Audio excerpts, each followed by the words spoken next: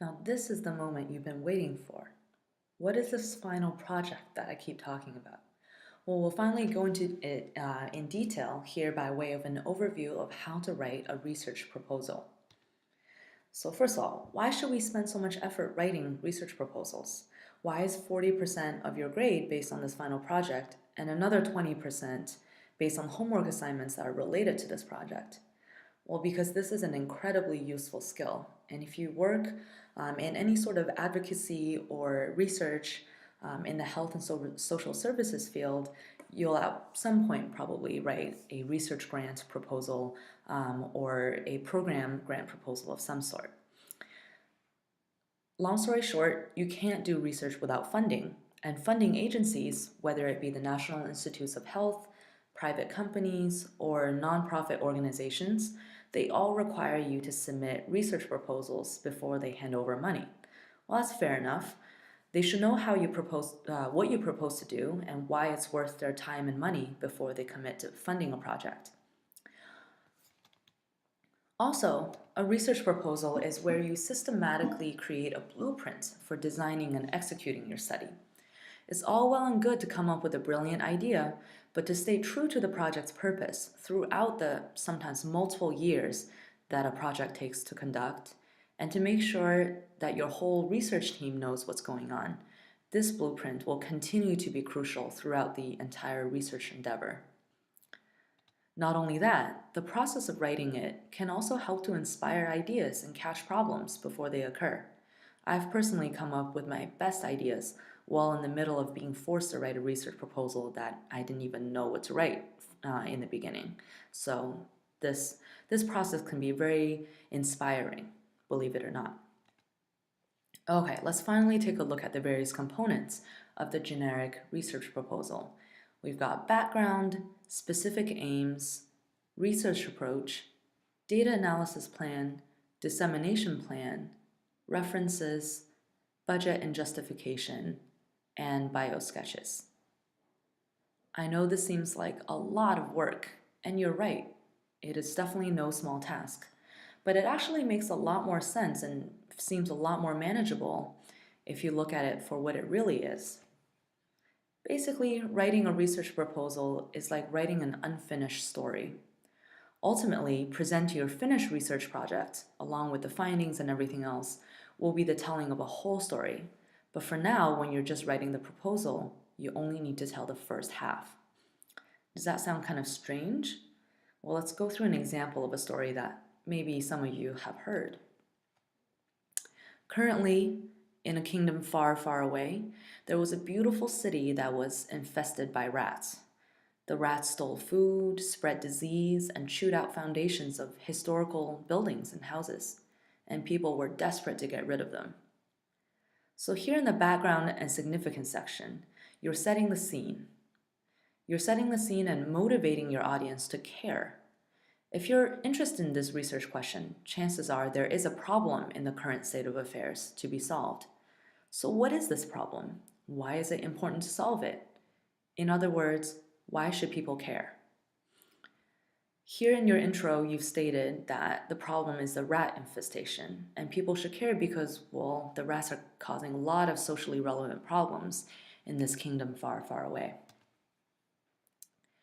The background section should also talk about what efforts in the past have been made to solve this problem, why they were not fully successful, presumably, basically setting up that there is still missing something in whatever solutions have been tried, which is where your study is going to come in.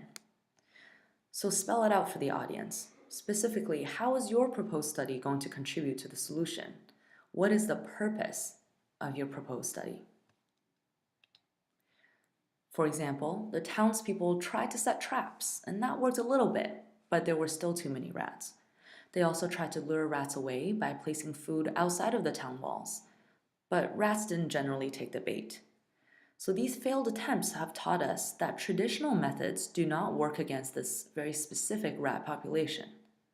However, preliminary research from a neighboring kingdom demonstrated that rats can be hypnotized by flute music. The purpose of this present study is to apply this promising finding and test a new rat infestation intervention. So boom, you've identified a gap in scientific understanding, and you're offering to try a promising solution that's based on previous findings. You've given your proposal a purpose and a reason for your audience to keep reading. Lastly, the background and significance section should also explicitly spell out the research question in that exposure outcome population formula that we talked about earlier. So in our case, this proposal asks the research question, does exposure to flute music induce compliant hypnosis in rats of this town, far, far away? Now we want to get even more specific in the specific aim section, which also includes corresponding hypotheses. Here we want to talk about what the study is aiming to accomplish, written out very concretely and specifically. And for each aim, there usually is a corresponding hypothesis. Quick concept check. A hypothesis is not a guess or an intuition or a bold new idea. Hypotheses are actually based on theory, previous evidence, and logic. They should make sense by the time you even spell them out, based on your background and significance section. For example, here our hypotheses will be based on what we already know about rats in the neighboring kingdom, with their recent findings about rat hypnosis. We couldn't just pull our hypotheses out of thin air. So for us, the specific aims are 1. To confirm the previous finding that flute music does indeed induce hypnosis in rats. The corresponding hypothesis is that rats will demonstrate abnormally compliant behavior, i.e. hypnosis, in the presence of flute music played continuously for at least 10 minutes.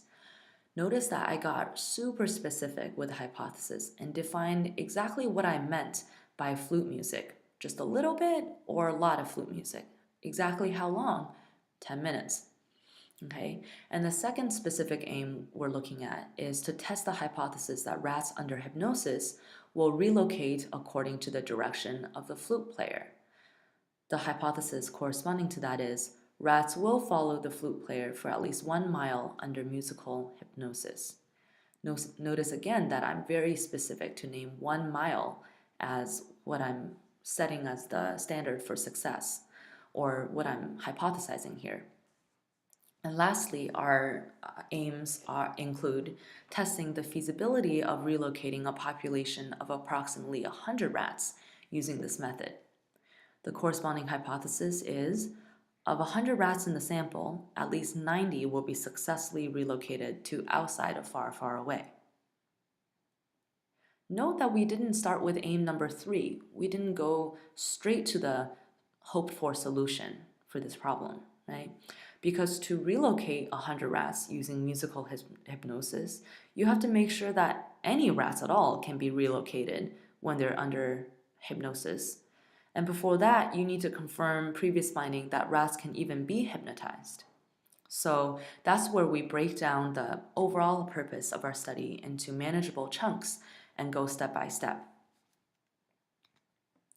Next in your proposal is the research approach section, which is also known as methods. Here you'll talk about how you'll conduct your study. How will you define the measures, and how will you define the variables, and how will you measure them? You have to convince your audience, which is the funding agency, that your research results will be trustworthy, which is largely based on how you design your methods. For example, major sections of research approach will include study design. Maybe we'll try an experimental approach for this study. Don't worry, we'll talk a lot more in later modules about how to choose the right study design and what each one is good or not good for. We also need to define our population, the sample of the population we'll tap, and how we'll go about selecting the sample. Importantly, we need to define the variables we're talking about, meaning what are we going to manipulate and measure to see if our hypotheses are correct. In this case, again, we'll talk more about variables in the next module. For now, think of the sampling measurement sections as the ingredients list in a recipe.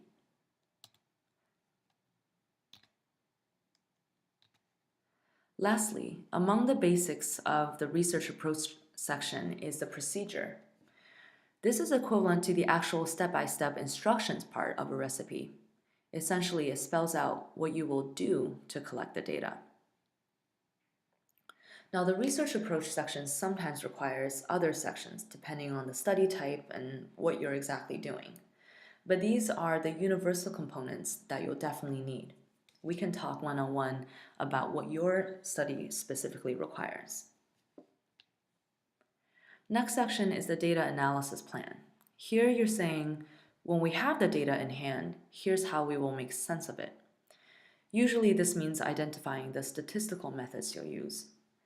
For our musical rat study, given that we will use an experimental design, we will use t-tests.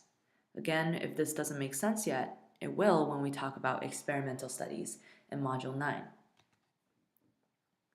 Often, health research studies will have a dissemination plan too, which details how you plan to get the good word out there once you have your results. This is not required for your project. I repeat, you do not need to write this section for your project, because the dissemination plan is very hard to write without guidance from a very experienced researcher in the relevant field of study. For every different field of study or different topic, there might be different venues for how you disseminate your findings, and we don't really have the mentorship resources here to really tailor it to everyone's study. So we'll just leave this part out.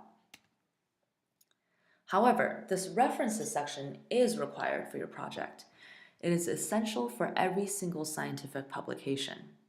In fact, if you read something that doesn't come with a solid references list, even if it looks really legit, trust me, it's not. Here is where you give credit to the research that you drew upon to justify and design your study. When you do more advanced scientific writing, almost every sentence you write needs to be backed up by a reference to somebody else's work, either to give due credit or to provide evidence for your claims.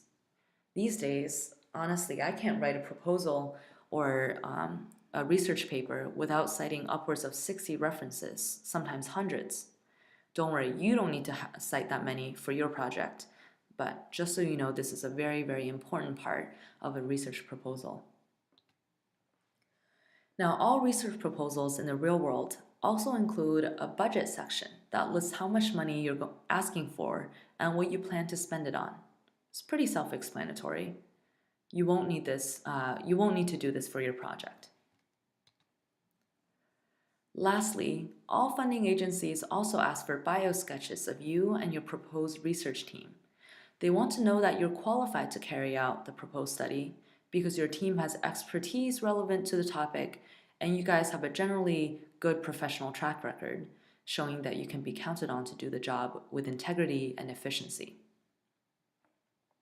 You don't need to do this part either for your project because you are the only research person on your research team and we're not actually going to apply for funding, so I don't need to check your background. To summarize and review, here are the necessary components of a research proposal: background, specific aims, research approach, data analysis plan, dissemination plan, references, budget and justification, and bio-sketches. And the ones in black are the sections that you need to include in your final project. For very specific instructions for this final project, as well as for the rubric for how I will grade it, please see Module 0, which is fully devoted to information on the final project. Please do ask questions via email or in the forum that's also specifically devoted to it. Best of luck with finishing Assignment 1, which is due on Sunday, May 29th. And again, I strongly recommend you begin Module 3 as soon as possible.